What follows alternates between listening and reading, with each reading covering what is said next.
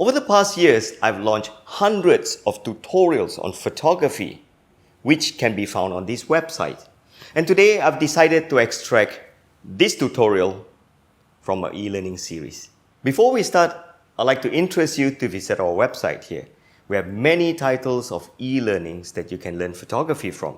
Also our masterclasses, our premium courses where you get lessons updated every week. And more interestingly, our all-access account where you have unlimited access to all the lessons and content that I shared with you earlier. Check us out. Packshots. You would have seen this before when you go to pharmacy and it goes on a promo. Buy this vitamin and then get that vitamin if you buy purchase with purchase. And this is our setup. A group family shots of minerals and vitamins. Same acrylic sheet. The bigger the better. Well, I didn't bring back my big sheet, so we're gonna make do with this. And I want you to pay attention to how I push it more to the front. Whatever that's at the back is not needed because you want to have more reflection.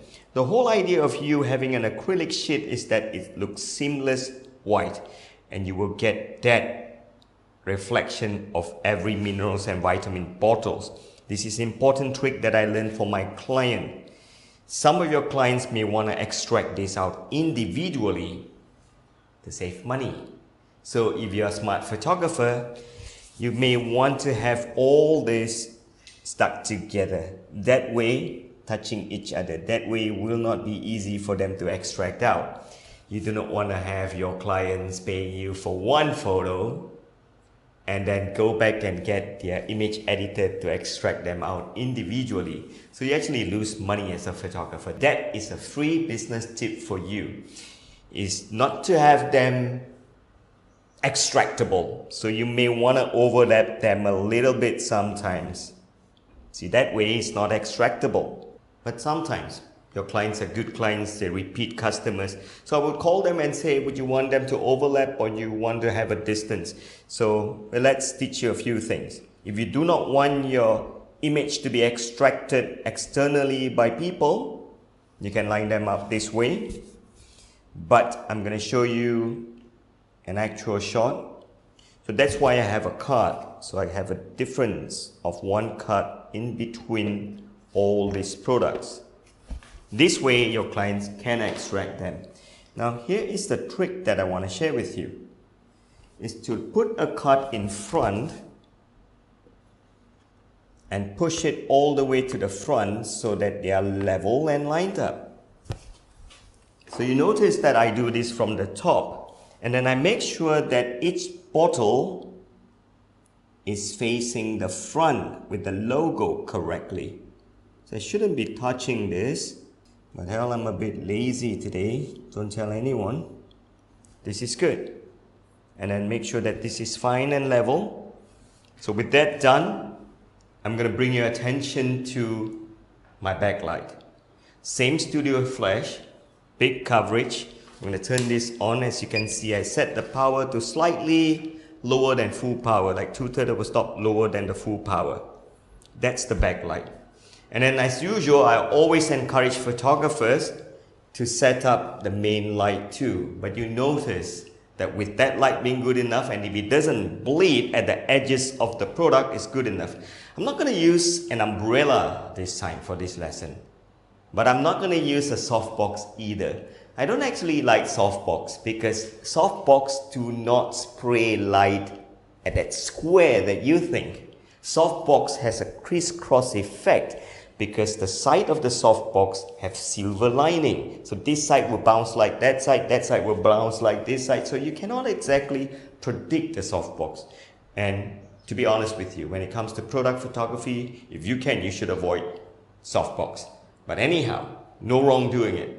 I've got a flag this time. I've got a flag boom arm. You should actually buy this online. But you notice that I put it away. I turned this off. I do not want to use this.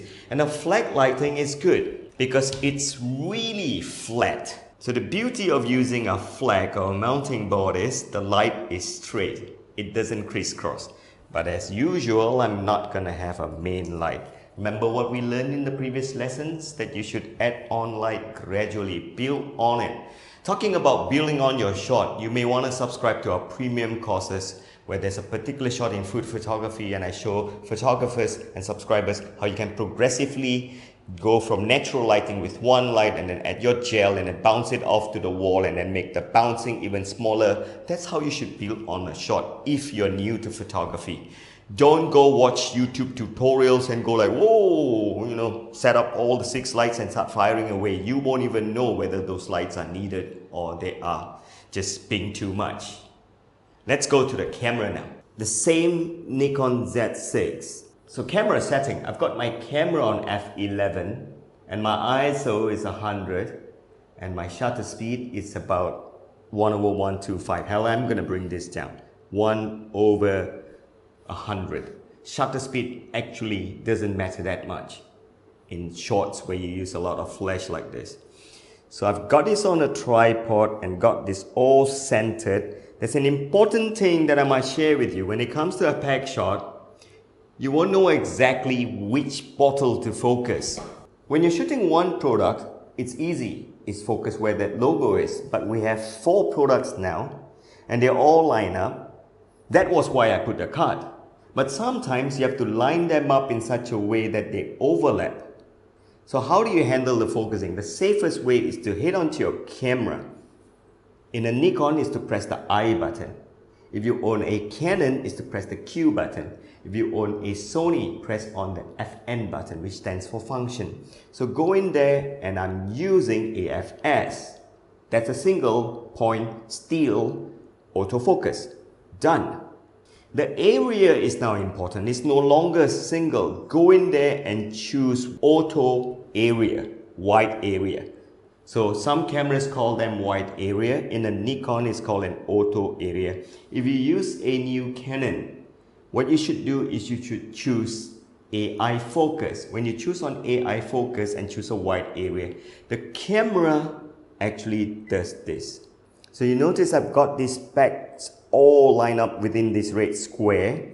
And here's what you do when you get yourself on auto area. If you press on the shutter release, there you go. You notice that it averages out. So what I typically do is to press the button down until I see the most boxes like this. This is good. This is not good. You notice there are only 2 green boxes on the big bottle. Let go, do again. Not good. This is good. So once this is done, boom. This is how it looks like. See how seamless the white is. Always go in and look at the histogram. That white line that you have here, that's the wall. And then that small little bump that you have here is the cap or the reflection of the acrylic sheet. And this is a healthy shot. Now let's move further. This is a blinking highlight. It tells you that your wall is completely white, but this part is not white. You see that? This part is not white. So what you need to do is when you're doing post-processing, you need to clean this up with a brush and also this corner here. Don't miss that part. So this blinking thing is good. A lot of beginners ask me, hey, when I press playback, I see this blinking thing is annoying. It's one of the most useful things. So that way you notice with the gap, you can actually extract out one by one. In fact, if you're a lazy product photographer, you have been doing this for 5 to 10 years, one of the best things to do is to shoot it this way and then pass it to your editor and they extract it and you do one shot, light it up one and then you get 4 products. And not only that, you get the 5th one, which is a Packshot. So this is what you should do ideally as a photographer to save time. Now, if you look at the photo, you notice that it's not completely white and the top is not that good even. But if you're lazy, and that I would say is good enough, you only need one light. But always zoom in and see where it bleeds. Now, the better thing to do, since we're learning how to do this, is to lower a flag. This is one of my favorite things. So you notice what I do. I place the flag just right on top of here. So I've got this way. Now you want to have it at the slightly towards the top of your products and not covering your lens. And once you have this, lock this down. So remember, The bigger the light source, the softer the light. So this is locked down now. And here's the annoying thing about a flag. So it always goes down a little bit, so you can like push it up a little bit, and that's good. It's completely leveled now. So I'm gonna push this there a little bit. But what lights this up? Some people like to light it from here, but this is a solid flag. So I have to put one Godox TT685. You now know why I like to use all these hot shoe flashes, because they're small, you can stick them anywhere. So lower this to such an angle, point this up so that it fires into here. And you want to make sure that the brightest part of the light is hitting the center part of this. So I'm going to turn on this flash. The first thing that you got to do is set the power. I wouldn't know what the power is. You can always start with 1/8. But I know one thing, this is maybe going to be too powerful. It's okay, let's go with 1/8. I want you to learn this. Zoom, let's have it at 35. Press your S1. Strike, trigger this. Okay, let's now go to the front and take that shot. As expected, it's overexposed. 1/8. So two things you can do. Bring up your F value to F16 or go to where the problem is. The problem is that light is too strong. So if you compare these two pictures, that is without the front light and this one is with the front light.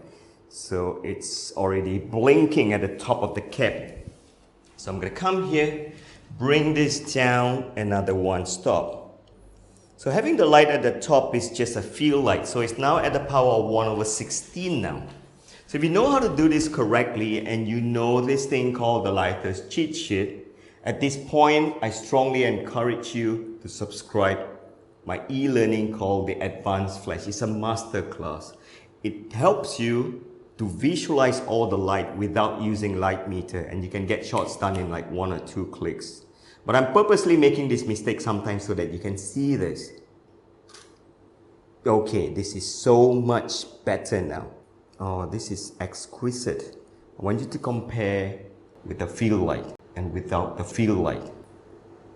So we've got to zoom in here because I noticed there's a little bit of specular highlight near the logo, near where the B is on the big bottle. So I might want to shift that in a little bit. So I suspect that this is a little bit too near.